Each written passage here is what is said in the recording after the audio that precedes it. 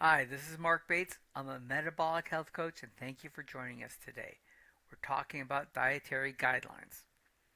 The dietary guidelines you've been following are making you sick. The conclusion drawn from decades of scientific research has been systematically ignored. Conventional nutritional wisdom tells us to limit saturated fat, eat plenty of whole grains, and base our diets around plant foods. These recommendations form the foundation of dietary guidelines worldwide. But what if these guidelines are fundamentally flawed? Obesity rates continue to climb despite widespread adherence to low fat dietary recommendations. For surgical patients, this failure is particularly consequential. Research shows that obesity doubles the risk of surgical site infections, with a pooled relative risk of 1.915 across 20 orthopedic studies. That means that the risk is very high. To understand what we need to examine the hormonal drivers of obesity. At the center of obesity lies insulin, a hormone that fundamentally controls how your body stores and uses energy. When you consume carbohydrates, your body releases insulin. This is basic physiology taught in medical schools worldwide. What's less understood is how this directly drives fat storage. Insulin has two primary actions related to fat metabolism. It promotes fat storage and prevents fat breakdown. Consider what happens when diabetic patients inject insulin. They gain weight, often developing localized fat masses at injection sites. This visible manifestation of insulin's fat promoting effects is impossible to ignore. Up to 60% of type 1 diabetics may deliberately skip insulin doses to avoid weight gain. They understand what many nutrition experts seem to miss. Insulin makes you fat.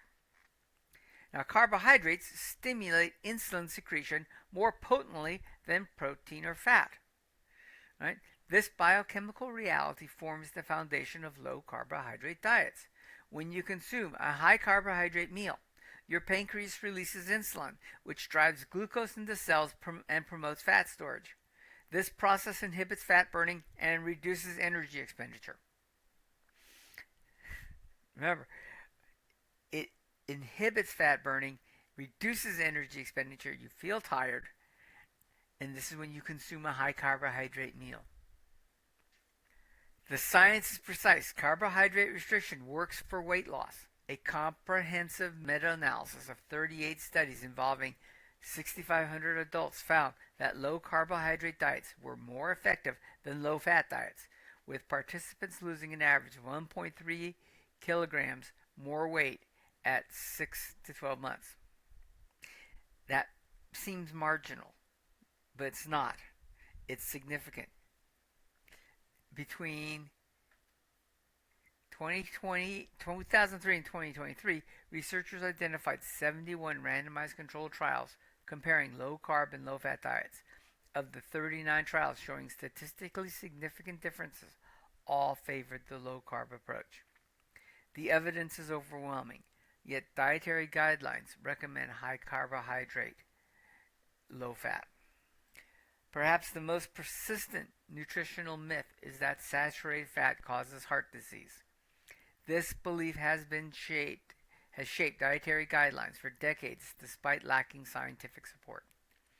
A meta-analysis of 21 prospective epidemiological studies, with almost 350,000 subjects, found that saturated fat intake was not associated with increased risk of coronary heart disease. Once again, saturated fat intake was not associated with increased risk of coronary heart disease, stroke, or cardiovascular disease. Every time the saturated fat hypothesis was tested in randomized controlled trials, it failed. Consider these landmark studies.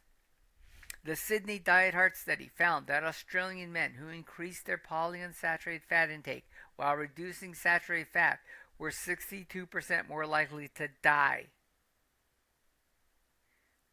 62% more likely to die when they reduce their saturated fat.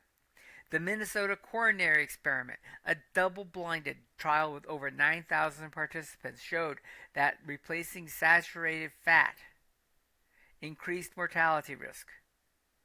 The Women's Health Initiative, costing approximately $700 million, found that females with a history of heart disease faced a 26% increased risk of cardiac complications on a low saturated fat diet.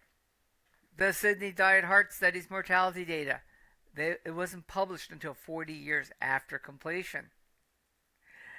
And the Minnesota Coronary Survey's complete findings weren't published until 43 years after the study ended.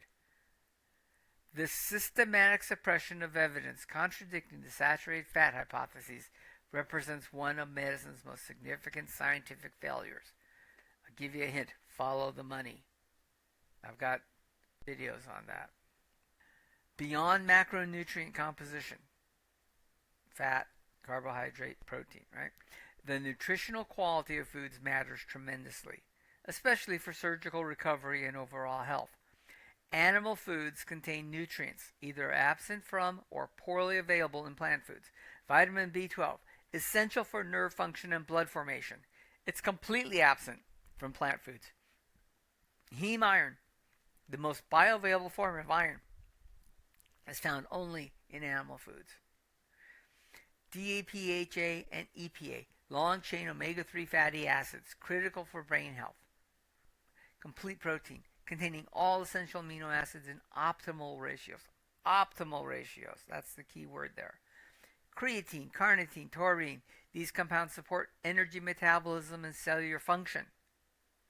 The bioavailability of nutrients from animal foods far exceeds that of plant foods.